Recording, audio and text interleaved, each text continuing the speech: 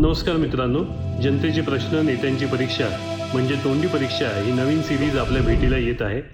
पहिल्या भागात पाहूयात एका अशा व्यक्तिमत्वाला ज्यांनी नुकताच नवी मुंबई आंतरराष्ट्रीय विमानतळाच्या नावाच्या मागणीवर वादळ उभे केले.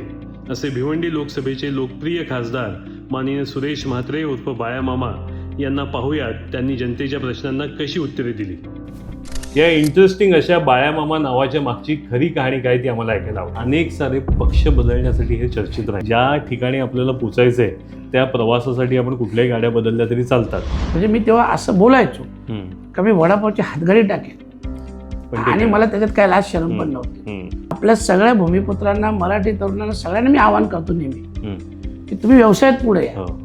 की 5 वेळा आमदार, 2 वेळा खासदार असलेली व्यक्ती लोकवर्गणीतून बनवलेल्या घरात राहत. जर इशारा सभेनंतर 1 महिन्याच्या आत जर हे नामांतरण झालं नाही तर मी भिवंडीतून चालत एअरपोर्ट पर्यंत येईल. देताना लंगोटी सोडून पण देऊ आणि घेताना लंगोटी सोडून पण देऊ, असा आपला समाज आहे. त्यामुळे त्यांनी 12,000 गाड्यांची रॅली काढावी, एअरपोर्ट पर्यंत न्यावी.